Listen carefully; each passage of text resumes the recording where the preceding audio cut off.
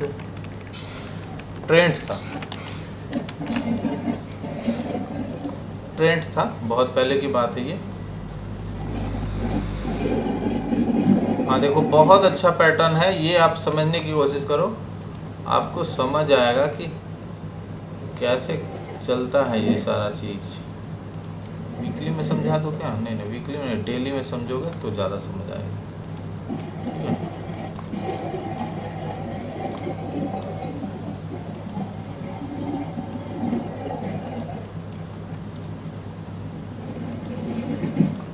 ये जो जितने भी चीज़ मैं बता रहा हूँ ना, अगर आपने सीरियसली नहीं लिया है, नहीं पढ़ा है, तो चलो मेरा मेहनत तो बेकार जाएगा ही जाएगा, आप बाद में पछताओगे, 100% मैं बोल रहा हूँ। क्योंकि ये लॉजिक कोई आपको मार्केट में नहीं बताएगा।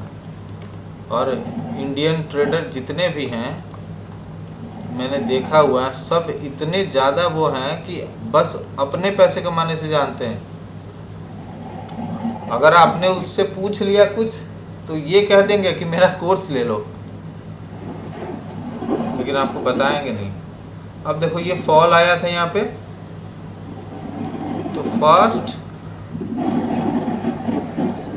देखो ये आया है, और यहाँ से यहाँ इंडिसीजन कैंडल बना था, इसको आप मिस मत करना है इंडिसीजन कैंडल को। यहाँ इंडिसीजन कैंडल डेली में बना था, दूसरे दिन इसने हाई को क्रॉस किया, अगर लो क्रॉस हो जाता तो निकल जाता नीचे के लिए, लेकिन इसने हाई को क्रॉस किया, अप साइड गया। फिर देखो ये यहाँ पे आया है इसी पॉइंट पे, फिर लेकिन फेल हो गया। अब देखो जिस तरह से ये फेल हुआ है, फेल होने का सीन देखो क्या है, फेल होने का इसका सीन क्या है, लगातार गिरा है सीधे, इतना ज़बरदस्त एंगल बना के गिरा है। ठीक है, अब ये गिरा है, गिरने के बाद क्या हुआ है, ये गिरने के बाद ये यहाँ कोशिश किया है, तो यही मैं अभी बता रहा था कि ये कोशिश जो है, ये ट्राई है जो बायर का ट्राई है कि फिर ऊपर के लिए ले जाए इस ट्रेंड लाइन से। लेकिन जब ये ट्राई फेल हुआ है, और देखो जब ट्राई फेल हुआ है तो नेक्स्ट टाइम फिर कोशिश किया इसने अप ट्रेंड जाने के लिए। अब ये बताओ यहाँ पे ये ट्राई करने वाले कौन हैं, ये ट्राई करने वाले कौन हैं? वो हैं जिनको मार्केट की नॉलेज नहीं है, बस वो जानते हैं कि प्राइस सही रेट में मिल रहा है, ले लो। बहुत ऐसे हैं, अरे मैंने देखा है, मेरे साथ वाले बहुत ऐसे हैं। वो कैसे ट्रेड करते हैं देखो मैं बताता हूँ।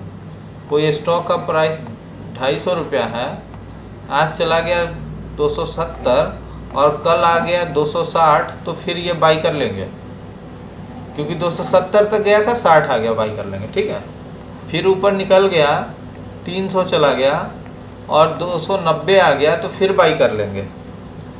ऐसे बाई करते हैं कि 10 रुपया नीचे आया है फिर ऊपर जाएगा। उनको मार्केट स्ट्रक्चर कुछ पता ही नहीं है कि जब और तो सबसे ज़्यादा ख़राब क्या लगता है मुझे, आप देखो 250 से 70, यहाँ 250, ये 270, ये देखो आप लोगों को भी काम आएगा, ये 260,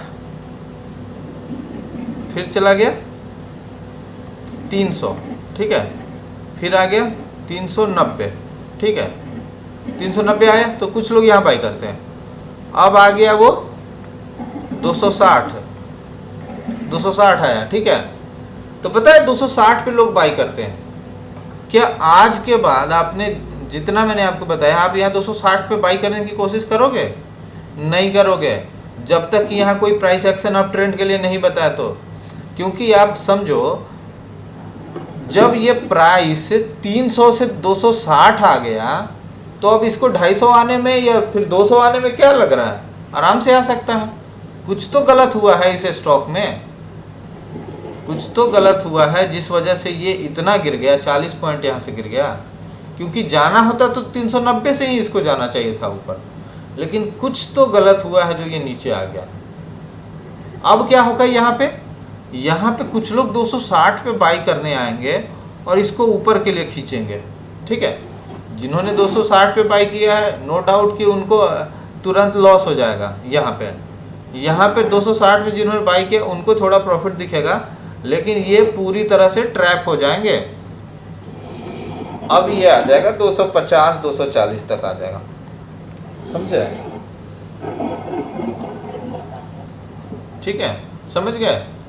तो ये चीज़ आप देखो, ये चीज़ मैं सिर्फ स्टॉक के लिए नहीं कह रहा हूँ, ये चीज़ प्रीमियम में भी होता है। जैसे आप कोई निफ्टी का प्रीमियम या बैंक निफ्टी का प्रीमियम जब बाई करने आप जाते हो ना, तो 250 से दिखता है 270 और 300, तो आप देखते हो कि फिर 250 तक आ ही गया है तो ले लेता हूँ। कभी ये गलती मत करना।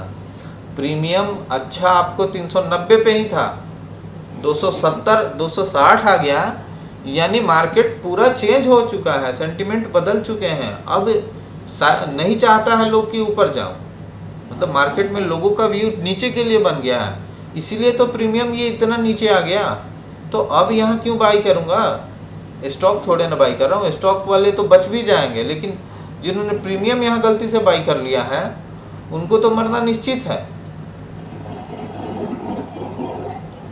ये लॉजिक होता है। इसीलिए देखो, इसीलिए जब प्रीमियम में क्या होता है, जैसे 390 पे मैं क्यों कहता हूँ कि आपका स्टॉप लॉस एकदम फिक्स होना चाहिए, कि जब ऑर्डर एग्जीक्यूट हुआ स्टॉप लॉस डालना चाहिए।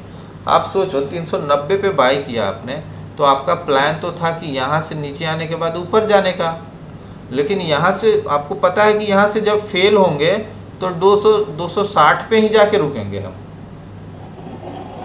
तो जब यहाँ पे हम फेल हो चुके हैं तो वो मेरा विनिंग ट्रेड नहीं है। इस ट्रेड से जितना जल्दी भाग लो वही अच्छा है, इस ट्रेड से जितना जल्दी भाग लो वही अच्छा है।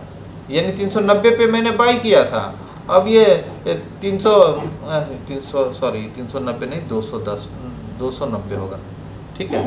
290 पे मैंने बाई किया था, मैं सोचा कि 300 वाला 290 आया है, करेक्ट हुआ है तो ये ऊपर जाएगा। अब ऊपर ना जाके ये जब नीचे आया तो मेरा 280 या फिर 270 ये मेरा एसएल होना चाहिए, मैं इससे नीचे नहीं जाऊंगा। और अगर अब यहाँ पे मैं एसएल डाल देता हूँ 270-80, तो मैं 10 पॉइंट या कम पॉइंट पे निकल जाऊंगा, कोई दिक्कत नहीं। लेकिन जिसने एसएल नहीं डाला है उसका क्या होगा? वो तो अब 260 का दर्शन कर लेगा, और 260 के दर्शन करेगा, अब जैसे ही ऊपर आएगा।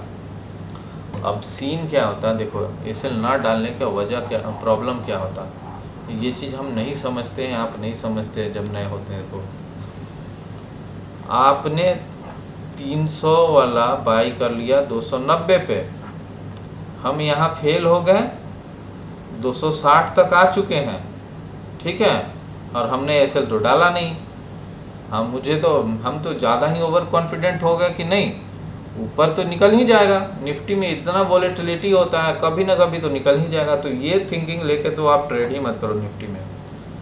अब सोचो यहाँ पे 260 पे आ गए, तो आपके दिमाग में पता है क्या आएगा कि यार 30 पॉइंट नीचे आ चुके हैं निफ्टी के, काफ़ी अच्छा लॉस हो रहा है, चलो कोई बात नहीं, कॉस्ट पे भी आ जाए ना तो निकल जाएंगे। पहला थिंकिंग हमारे पास ये आता है। तो जैसे ही आपने सोचा कि कॉस्ट तक आ जाए तो निकल जाएंगे, तो पता है यहाँ से बायर आपके आने लगेंगे। जैसे यहाँ मैंने बताया 260 से आना, 260 पे कुछ बायर और आएंगे और इसको ऊपर ले जाएंगे। कहाँ तक ले जाएंगे? 270 तक ले जाएंगे। और 270 पे जाते ही आपके अंदर क्या ग्रीड आएगा कि नहीं भाई अब 390 पे ही निकालूंगा मैं। चलो हो सकता है थोड़ा सा और प्रेशर बढ़ गया और 280 तक चला गया, ठीक है, लेकिन आपको जरा सा भी ये नहीं समझ आ रहा है कि जब मार्केट गिरा है तो ये जो ऊपर जा रहा है ये हो सकता है कि करेक्शन होगा। जैसे गिरने के टाइम में ये करेक्शन होता है ना, ये करेक्शन होके कंटिन्यू करेगा। आपको जरा सा भी ये दिमाग में नहीं आएगा। आप 290 के इंतज़ार में बैठे हो, जबकि 280 तक आपको मिल रहा है कि आप यहाँ निकल सकते हो, लेकिन आपने यहाँ नहीं निकाला। आपको क्या होगा, आपको जब 290 के करीब जब प्रीमियम जाते हुए दिखेगा तो आपको लगेगा कि 290 जब चल ही गया है तो अब लगता है कि 300 टच कर जाएगा। आप सोचोगे कि चलो ब्रोकरेज तो 10 पॉइंट निकाल लूँ मैं, आपके दिमाग में आएगा कि 10 पॉइंट और रुक जाता हूँ, ब्रोकरेज तो निकल जाएगा, लॉस तो नहीं होगा। फिर आप क्या करोगे, यहाँ से फंसोगे, फिर 70 तक आ जाएगा प्राइस, 270 तो आपने 280 आपने देख लिया, 90 तक गया नहीं, 70 आ गया। अब आपके दिमाग में आता है क्या कि यार 280 पे निकाल लेते हैं, 390 के चक्कर में फंस गए हैं। 390 के चक्कर में 280 भी नहीं मिला, 270 पे आ गए हैं कि 60 पे थे, फिर भी 10 पॉइंट ऊपर तो हैं। तो अब यहाँ पे साइकोलॉजी क्या होता है, अब यहाँ से आप 80 का इंतज़ार करोगे, कम से कम 80 आ जाए तो निकल जाऊँगा, ठीक है। लेकिन इस बार 80 नहीं जाएगा, इस बार 70-72 होके फिर 60 पे आ जाएगा, ठीक है। 70-72 यानी मार्केट का प्राइस समझो एकदम सेम साइकोलॉजी काम करता है। अगर आपको ये समझ आ गई है तो मार्केट में आप समझदार हो चुके हो, नहीं तो नहीं समझ आई है तो समझो आप ये गलती करने वाले हो। आज नहीं करो, कल नहीं करो, कभी भी आप ये करने वाले हो। एकदम लिख के रख लो मेरा बात। अब ये देखो, या जिसने गलती की होगी उसे पता होगा कि उस टाइम मेरा साइकोलॉजी क्या था। अब 270 से जब नीचे 260 पे आ गया यहाँ पे, तो अब उसको लगेगा कि यार नहीं जाएगा क्या ऊपर, तो अब सोच लेगा कि चलो आज नहीं जाएगा तो कल तो जाएगा, आज क्या करेंगे, छोड़ देंगे आज भर के लिए। दिमाग में यही आ जाता है। जब आप अच्छा लॉस में हो जाओ ना तो आपके दिमाग में आ जाता है क्या होगा, पूरे वीक तक तो अभी मेरे पास टाइम है ही। उस समय मतलब आपको ज़रा सा भी आपको दिमाग में ये नहीं समझ आता है कि पूरे वीक में आपका कितना टाइम वैल्यू जाएगा, या फिर नेक्स्ट ट्रेड में, नेक्स्ट डे में आपका क्या ख़त्म होगा, वो आपको नहीं है। आपको लग रहा है कि चलो आज 260 आ गया, कोई बात नहीं, आज भर होल्ड कर लेते हैं, कल थोड़ा सा पॉजिटिव आएगा या ओपन हो जाएगा मार्केट पॉजिटिव तो निकल लेंगे। 260 से हुआ क्या, आपने पूरा दिन होल्ड किया, वहाँ पे आपने होल्ड कर लिया, और होल्ड करने के बाद अब ये दिखा दिया आपको 200 का दर्शन करा दिया। अब आपका देखो, आपका 90 पॉइंट का लॉस हो रहा है निफ्टी में, अच्छा खासा निगेटिव दिख रहा है। तो आपके पास बस एक ही पॉइंट, एक ही चीज़ दिखेगा आपके दिमाग में कि ज़्यादा से ज़्यादा क्या हो जाएगा, जीरो हो जाएगा ना, इससे ज़्यादा तो नहीं होगा। आज देखते हैं मार्केट कितना नीचे ले जाता है। जब इतना नीचे आया है तो ऊपर तो जाएगा ही जाएगा। मतलब हम अंतर्यामी की तरह सोचने लगते हैं कि जब इतना नीचे आ चुका है निफ्टी तो ऊपर तो जाना ही जाना है, कैसे नहीं जाएगा। नहीं जाएगा तो अगले दिन देखेंगे। 200 आ गया, मान लेते हैं मार्केट ने 180 पे क्लोज कर दिया मार्केट, आज 3:30 हो गए और आपका प्रीमियम 180 तक दिखा और क्लोज हो चुका है। समझो, सब एक एक पॉइंट आप समझो। 180 पे आज मार्केट क्लोज हो गया, आपने पूरे दिन में नहीं बेचा और 110 पॉइंट का अभी निगेटिव आपको दिख रहा है। और सबसे बड़ा ब्लंडर यहीं पे होता है, आप 180 तक आ चुके हैं और 110 पॉइंट आपने लॉस कर दिया है, और इस लॉस को आप कैरी कर रहे हो नेक्स्ट डे के लिए। कभी भी इंट्राडे का जो लॉस है आपका, आपने कोई भी पोजीशन इंट्राडे के लिए बनाया है और आपका उसमें हैवी लॉस हो रहा है, तो कभी भी उसको कैरी मत करो। जितना जल्दी हो सके उसे काट दो वहीं पे, कोई बात नहीं, आगे पैसे कमा लोगे आप, आपके पास बचने चाहिए। आपको ये 180 पॉइंट आपको ये नहीं दिख रहा है, 110 पॉइंट आपका लॉस हो गया ये नहीं दिख रहा है। आप ये सोच रहे हो आप 180 पॉइंट को फिर आग पे डालने को तैयार हो कि इतने पॉइंट और जला दूंगा मैं, कोई दिक्कत नहीं। कुछ नहीं दिमाग उस समय काम कर रहा है, आप इमोशनल हो चुके हो, आपको समझ नहीं आ रहा क्या कर रहे हैं हम। अब 180 है, अब मार्केट समझ लो कि 15,000 पे बंद हो चुका है, ठीक है। 15,000 पे निफ्टी बंद हो चुका है 3 3:30 में, ठीक है। आप क्या सोच रहे हो कि नेक्स्ट डे ना 15,200 या 15,100 पे खुल जाएगा तो हम तो प्रॉफिट में रहेंगे। आपको तो कैलकुलेशन आ ही नहीं रहा कुछ। अगर कल मार्केट 100 पॉइंट भी ऊपर खुलता है, 3 सीन होगा। एक सीन होगा कि 15,000 पे खुले, एक सीन होगा 15,100 पे खुले, और एक सीन होगा 14,900 पे खुले। 3 सीन होगा, 3 सीन मान रहा हूँ मैं, गैप अप, गैप डाउन और फ्लैट।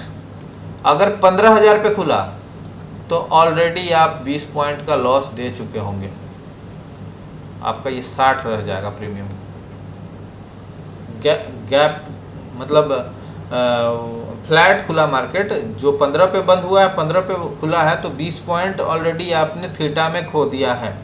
20 पॉइंट आपका निगेटिव दिखेगा मार्केट ओपन होते ही। अब ओपन होने के बाद ऊपर बढ़ेगा तो आपका प्रीमियम उतना स्पीड से नहीं बढ़ेगा, नीचे बढ़ेगा तो आपका प्रीमियम बहुत स्पीड से गिरेगा। अब देखो दूसरा चीज़, अगर 100 पॉइंट ऊपर खुलता मार्केट तो 100 पॉइंट जैसे ही ऊपर खुलेगा तो आपको मुश्किल से 85 या 90 दिखाएगा, 185 या 190 के करीब आपका प्रीमियम दिखाएगा, 10 रुपये दिखाएगा।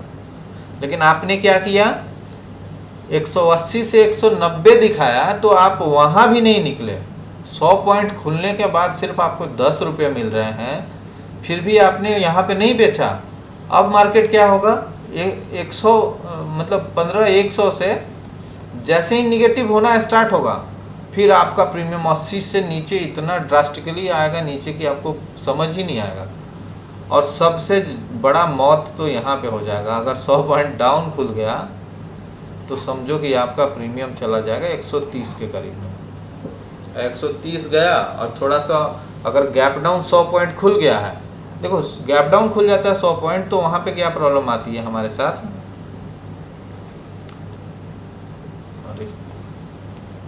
हाँ गैप डाउन 100 पॉइंट खुल जाता है नीचे तो वहाँ हमारे साथ क्या प्रॉब्लम आती है कि हमारा प्रीमियम ऑलरेडी 130 रुपये हो चुके हैं। लेकिन हम क्या सोचते हैं यहाँ पे कि गैप डाउन खुला है 130 पॉइंट चला गया तो थोड़ा सा रिकवर होगा ना 150 तक तो निकाल देंगे, ठीक है। लेकिन आपको पता नहीं है, आपने अगर प्राइस एक्शन पढ़ा है ठीक से तो आपको पता होना चाहिए कि जब 100 पॉइंट नीचे खुल गया है तो ऊपर जाने के लिए उसको बहुत बार रेजिस्टेंस फेस करना पड़ेगा। यानी अब चांसेस आपका बहुत कम है कि ये ऊपर जाके पॉजिटिव हो जाए। यानी जैसे ही ऊपर जाने की कोशिश करेगा फिर नीचे आ जाएगा, फिर जाने की कोशिश करेगा फिर नीचे आ जाएगा, ऐसे होगा। या फिर बहुत बड़ा गैप अप खुल गया तब हो सकता है कि चलो हो सकता है रिकवरी हो, लेकिन आपका प्रीमियम 180 से ऊपर नहीं दे पाएगा, समझे। ये प्रॉब्लम होती है। ये चीज़ मैं उस दिन आपको समझाने की कोशिश कर रहा था लेकिन उस दिन भूल गया था, मैं समझा नहीं पाया। ये चीज़ आप समझो, ये चीज़ मैंने खुद देखा हुआ है। जब गैप अप खुलता है ना यहाँ पे 115 पे, तो जो प्रीमियम आपको मिले ना, अगर स्ट्रॉन्ग है तभी रुको, नहीं तो जो मिल रहा है सो निकाल लो, नहीं तो जैसे ही निगेटिव बनाएगा आपका प्रीमियम तेज़ी से घटेगा। और ये दोनों सीन तो बहुत ख़तरनाक होते हैं ऑप्शन बायर के लिए खास करके। चलो ये समझ गए चीज़। मैं ये समझा रहा था, बस रेंज समझाने के चक्कर में मैंने इतना बता दिया। ये यहाँ पे जो बायर ट्राई किया था, फिर यहाँ पे एक और ट्राई मिला है बायर का। ये जो रिजेक्शन था, ये इतना बड़ा वीक का रिजेक्शन जो था, ये बायर का एक और ट्राई था। जो बॉटम कैच करने की कोशिश कर रहे थे वो यहाँ तक फंस गए। ये यहाँ पे आया ऐसे, देखो अब प्राइस एक्शन कैसे बनाया, फिर यहाँ पे ट्राई हुआ, फिर यहाँ पे ट्राई हुआ। लेकिन लगातार जब ट्राई हो रहा था तो एक लेवल से ये निकला, समझे। अब आपको जितना मैंने अभी तक जितना खास करके अभी तक जितना बता दिया है, इतना से मुझे नहीं लगता कि आपको किसी की ज़रूरत पड़ेगी ये प्राइस एक्शन समझने के लिए या फिर किसी कोई स्टॉक ट्रेड करने के लिए। बहुत इजी कर दिया मैंने आपके लिए सारा चीज़।